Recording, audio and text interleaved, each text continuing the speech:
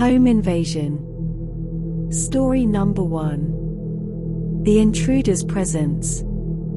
The night was unusually quiet, save for the faint rustling of leaves in the breeze. Alone in my house, I sat reading by the dim glow of a lamp.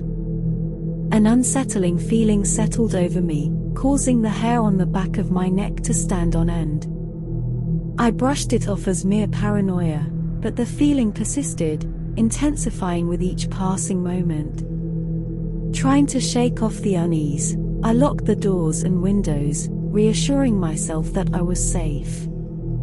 Yet, an inexplicable dread clawed at me, refusing to be ignored. My eyes kept darting toward the dark corners of the room, as if expecting an unwanted guest. Hours passed, and fatigue began to tug at my eyelids. I decided to retire to my bedroom, hoping that sleep would banish my irrational fears. As I lay in bed, the quiet of the night was shattered by a faint creaking sound, barely audible. My heart raced as I strained to listen, certain that my ears weren't playing tricks on me. Footsteps, soft but deliberate, echoed through the hallway outside my room. Panic gripped me as I realized that I was not alone. The intruder had invaded my sanctuary. My mind raced, contemplating the best course of action. Without thinking, I reached for my phone and dialed 911, my trembling voice barely audible as I whispered my address. Huddled in my bed, I watched the door slowly swing open. A silhouette emerged, moving cautiously. The dim moonlight revealed a figure cloaked in darkness, their features obscured. My heart hammered in my chest as they approached my bed, their steps deliberate and purposeful. I held my breath, praying that help would arrive before it was too late. As the figure drew closer, a glint of light caught my eye. A knife gleamed in their hand, casting a chilling glimmer across the room. Cold sweat soaked my palms as I clutched the phone, silently pleading for the police to arrive. The intruder's breathing was labored, a haunting sound that seemed to fill the room. Just when the tension reached its peak, the wailing sirens of police cars pierced the night. The intruder froze, their eyes locked on the window as blue and red lights bathed the room in an eerie glow. Without hesitation, they turned and fled, disappearing into the darkness from whence they came. The police burst into my room, their presence bringing a sense of safety that washed over me like a tidal wave. Their swift actions and thorough search of the area led to the intruder's arrest, providing closure to the terrifying ordeal. In the aftermath, my home was no longer just a sanctuary, it was a battleground of fear and courage. The chilling memory of that night lingered, a constant reminder of the fragility of security. The invasion had shattered my sense of safety, leaving behind scars that extended far beyond the surface. And though the physical wounds healed, the psychological scars served as a constant reminder that sometimes, the darkest terrors are the ones that come from within. Story number 2. The Trespasser's Pursuit. The house stood silent under the moon's pale glow, nestled in a quiet suburban neighborhood. My husband and I had just moved in, eager to start our new life together. But the excitement faded as the realization settled in. We were alone, surrounded by empty houses and an eerie stillness. One night, I awoke to a soft creaking sound. Disoriented, I glanced at the clock, 3 a.m. My husband slept soundly beside me. My heart raced as I strained to hear the source of the noise. It was like footsteps, slow and deliberate, coming from downstairs. I nudged my husband awake, whispering about the noise. He brushed it off as my imagination, but the fear was palpable in his eyes. Armed with a flashlight, he tiptoed downstairs, and I followed close behind. The living room was empty, but the front door was slightly ajar. A cold draft swept through the room, raising goosebumps on my skin. Panic set in as my husband closed the door and locked it, assuring me that it was just a draft. But as we turned to head back upstairs, a shadow moved at the corner of my eye. I froze, heart pounding, as a silhouette darted behind the staircase. Terror gripped me as my husband shone the flashlight in the direction of the stairs, revealing nothing but darkness. His voice trembled as he called out, and then the footsteps started again, this time ascending the stairs. My heart raced as we retreated into our bedroom, locking the door. For what felt like an eternity, we listened to the footsteps pacing outside our room. The intruder seemed to know the layout of the house, taunting us with his proximity. My husband whispered to me that he would call the police, his voice shaking as he dialed 911. As we waited for help, the footsteps grew louder, closer.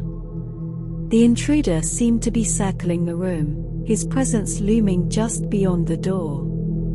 My husband held a baseball bat, ready to defend us if necessary. The dispatcher's voice on the phone was a lifeline, a reminder that help was on the way. Minutes passed like hours until the police sirens wailed in the distance. The intruder's footsteps quickened, and then suddenly stopped. Silence enveloped the house, broken only by the sound of our pounding hearts. The police burst in, sweeping the house with caution, but the intruder was gone. The officer took our statements, assuring us that they would patrol the area. They explained that similar incidents had occurred in the neighborhood recently, leaving us to wonder if we had been targeted. The feeling of safety within our own home had shattered, replaced by a constant fear that the intruder might return. Days turned into weeks, and while the police increased their presence, the intruder remained elusive. Sleep became a rare commodity, each creak of the floorboards sending us into a state of high alert. We installed security cameras, upgraded our locks, and joined a neighborhood watch. The once inviting house felt like a fortress, a battleground between our determination to protect our new life and the lingering threat of an unknown trespasser. And though we never encountered the intruder again, the scars left by that night's terror remained, a haunting reminder that safety is never guaranteed, even within the walls we call home. Story number 3. The night they came. The clock struck midnight as I settled into my cozy home. My husband was away on a business trip, leaving me alone with our 2 dogs. Rain drummed against the windows, and the wind howled a mournful tune. The storm outside seemed to mimic the turmoil within me, a lingering feeling that something wasn't right. I tried to shake off the unease, convincing myself it was just my overactive imagination. My dogs, usually boisterous, were strangely subdued, their ears perked up as they listened intently to the night. Ignoring their behavior, I retreated to my bedroom, determined to get some rest. Lying in bed, the creaks and groans of the old house seemed amplified by the storm.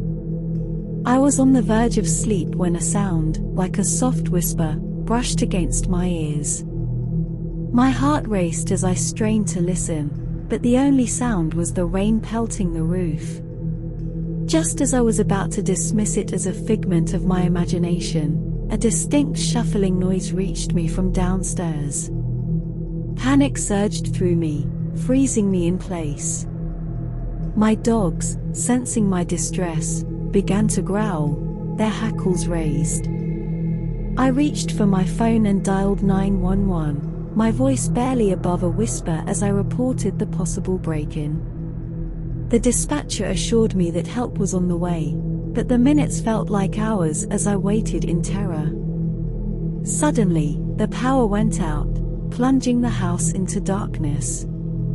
The silence that followed was deafening, broken only by the relentless rain. My heart pounded in my chest as I clutched my phone, my breath hitching with every sound. Then, I heard it, footsteps on the creaky wooden staircase. My blood ran cold as the intruder's presence drew nearer, each step deliberate and purposeful. I held my breath, my mind racing as I tried to come up with a plan. Should I hide or confront them? The footsteps reached the top of the stairs, and I could feel their presence looming outside my bedroom door. A sliver of light from the street lamp outside filtered through the window, casting eerie shadows on the walls. My dogs growled and barked, a desperate attempt to ward off the intruder.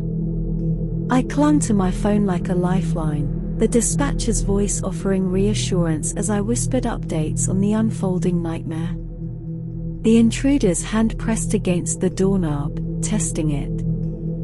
My heart seemed to stop as the realization hit me, they were right outside my room. With a sudden burst of courage, I yelled, "I've called the police. They are on their way." The intruder hesitated, and for a brief moment, the world seemed to stand still. Then, with a loud crash, they kicked open the door. I screamed, a primal sound that echoed through the house as I lunged for the door, my dogs at my side.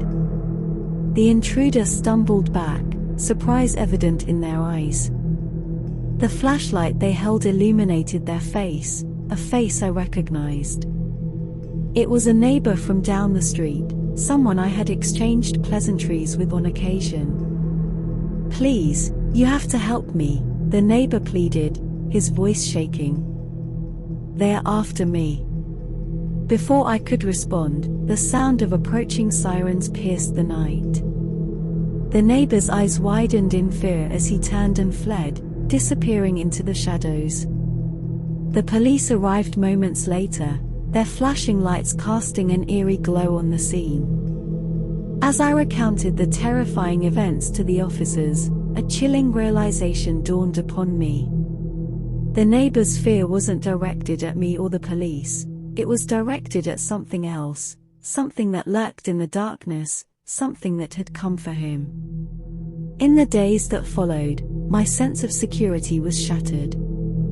The thought that danger could come from someone familiar, someone from within the community, haunted me.